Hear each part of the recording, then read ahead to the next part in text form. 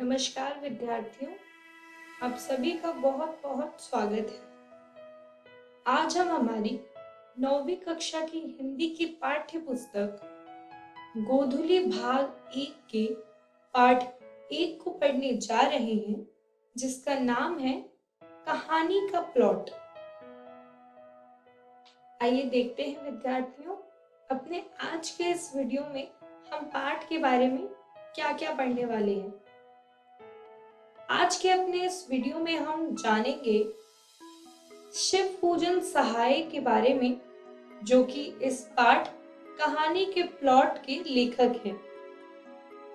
कहानी का प्लॉट पाठ का प्रसंग अर्थात पाठ के बारे में कुछ बातें। तत्पश्चात हम कहानी का प्लॉट पाठ को समझकर उसका वर्णन करने की कोशिश करेंगे।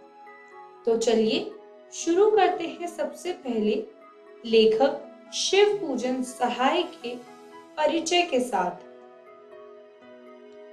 शिव पूजन सहाय एक लोकप्रिय लेखक थे। लोकप्रिय अर्थात जिसे लोगों द्वारा बहुत पसंद किया जाता है एवं लोग जिसे बहुत प्यार करते हैं।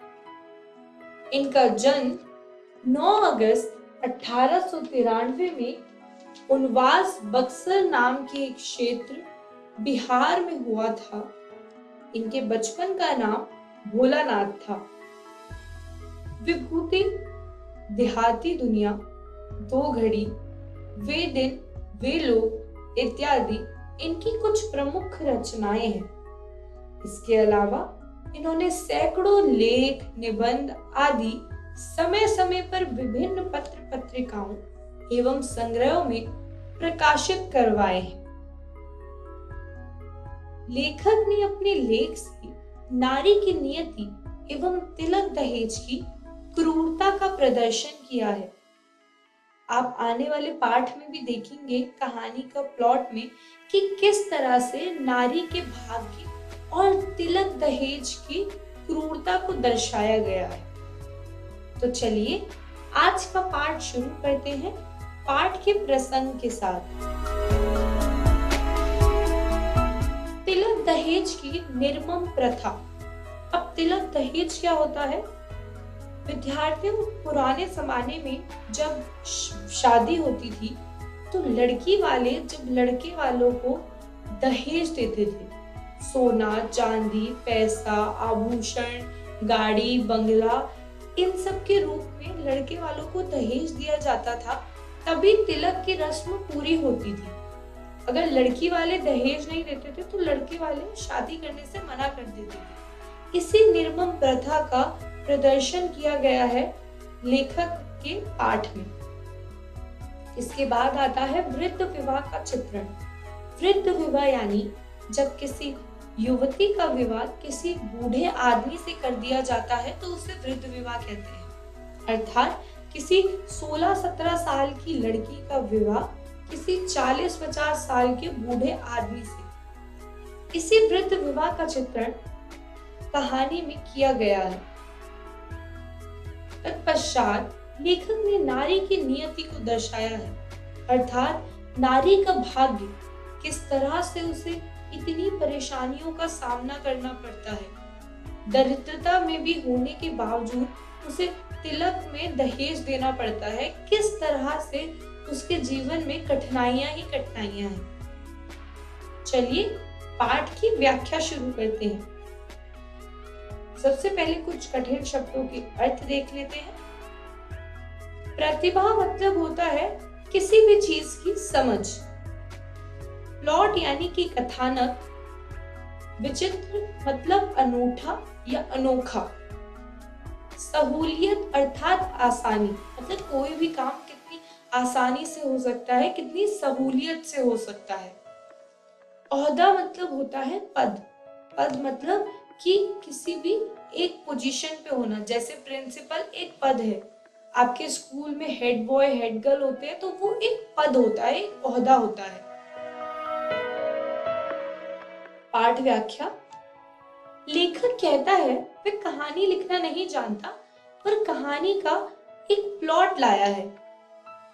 मतलब कि वो बोल रहा है कि उसे कहानी लिखना तो ढंग से नहीं आता, पर वो एक प्लॉट लेकर आया है जिससे कि जो बाकी के लेखक हैं वो अपनी कहानी उस पर खड़ी कर लेंगे।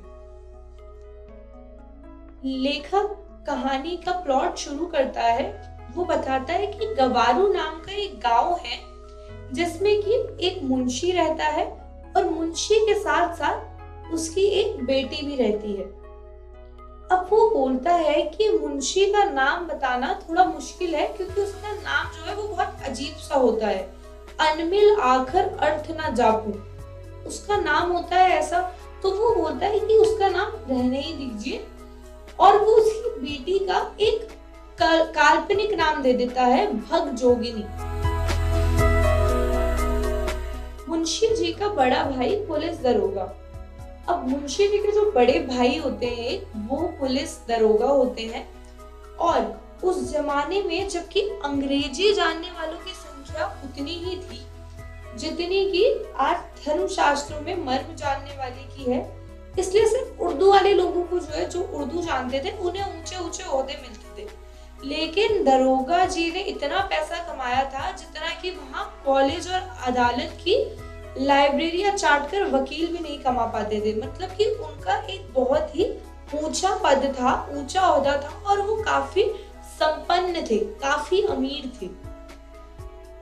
तो आज के इस वीडियो में विद्यार्थियों हमने क्या क्या सीखा है ये देख लेते हैं। सबसे पहले हमने जाना कि शिव पूजन सहाय कौन है, जो कि इस पाठ के लेखक हैं। उसके बाद हमने जाना लेखक द्वारा कहानी का प्लॉट। लेखक कहता है कि उसे कहानी लिखना नहीं आता लेकिन वो कहानी का एक प्लॉट देता है, ये हमने जाना। तत्पश्चात हमने देखा मुंशी एवं उनका परिवार। मुंशी जी कौन थे, मुंशी जी के परिवार में कौन कौन था, हमें ये पता लगा। मुंशी जी के एक बड़े भाई थे जो कि पुलिस दरोगा थे और उनकी एक छोटी सी बेटी थी जो कि जिसका नाम एक काल्पनिक रखा गया है लेखक द्वारा, भगजोगिनी। मैं आशा करती हूँ विद्यार्थियों आपको आज के पाठ में पढ़ाई गई सभी बातें अच्छी तरह समझ आ गई होंगी। घर जाकर अपने आज के पाठ को दोहराइएगा एवं अगली वीडियो के लिए शेष पाठ पढ़कर आए ताकि आपको आने वाली वीडियोस में बचे हुए पाठ की व्याख्या भी अच्छे से समझ आ जाए। धन्यवाद।